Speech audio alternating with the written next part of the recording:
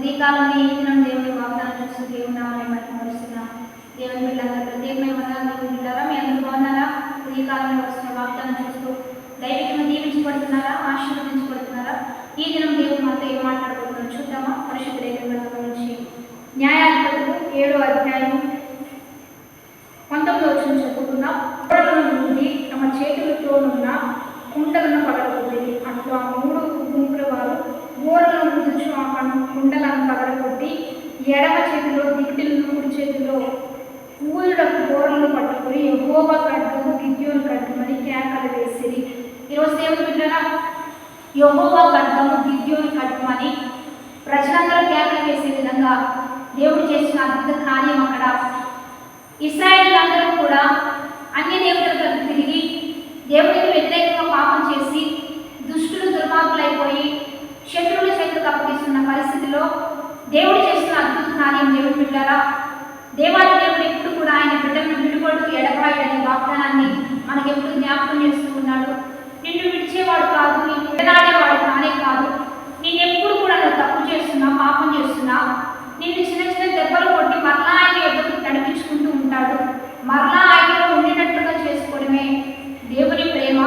ఈరోజు గిద్యోను ఇశ్రాయేలు అందరూ కూడా పాపం చేసి దేవునికి దూరం అయిపోతే గిద్యోనులో దేవుడి స్వరం బలపరుస్తూ, పరాక్రమం కలిగిన బలాఢ్యుడా గిద్యోనా, నేను నీకు తోడై ఉన్నాను, నేను నీకు బలపరుస్తాను, నీకు వెళ్ళు, ఆ సైన్యాన్ని అందరినీ నేను హతమొందిస్తాను, ఆ మిడతల్లో ఉన్న విస్తారమైన సైన్యాన్ని నేను హతమొందిస్తానని దేవుడు పలుకుతున్న అద్భుతమైన మాటలే ఈరోజు దేవుడు నీతో కూడా మాట్లాడుతున్నాడు. పిరికివాడవా, బలహీనుడువా, శక్తి లేనివాడవా, శ్రమలో ఉన్నావా, శోధనలో ఉన్నావా, దేవుడు ఎందుకు విడిచిపెట్టాడు, దేవుడు వదిలేశాడా, దేవుడు నన్ను మర్చిపోయాడా?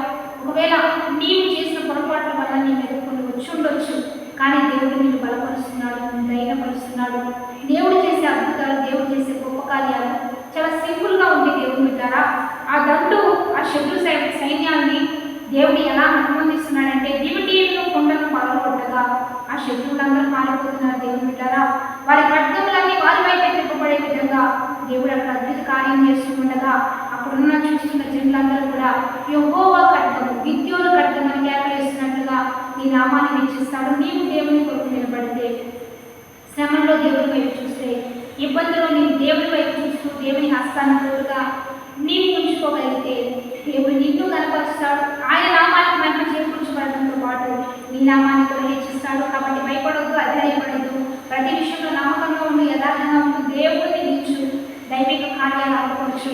దేవుడే నీకు తోడుగా ఉండబోతున్నాడు, నిన్ను బలపరుస్తున్నాడు, నిన్ను ధైర్యపరుస్తూ ముందుకు నడిపిస్తూ ఉండగా ప్రార్థన చేద్దాం. పరిశుద్ధ మహోన్నతుడా గొప్ప దేవా, ఈరోజు ఇశ్రాయేలు దేవుడుగా నీవు మాకు తోడుగా ఉండి మమ్మల్ని విడివాక ఎడబాయిగా నిత్యం నడిపిస్తున్నావు. గొప్ప దేవా, ప్రతి విషయంలో మమ్మల్ని బలపరిచి శత్రువులందరినీ హతమందించి నీ గొప్ప నామాన్ని మహిమ తెచ్చుకుంటూ నీ నామాన్ని బట్టి నడుచుకుంటున్న మాకు కూడా మంచి పేరును ఖ్యాతిని ఇచ్చి బలపరిచి నీ ఘనమైన నామాన్ని మహిమ తెచ్చుకోండి. ప్రతి బిడ్డ వాళ్ళ పరిస్థితులన్నీ మెరుగుపరచండి.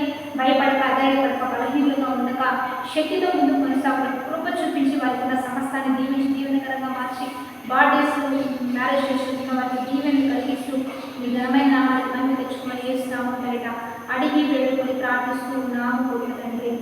ఆమె మంచి లైక్, షేర్, కామెంట్ చేసి దీవించబడతారు.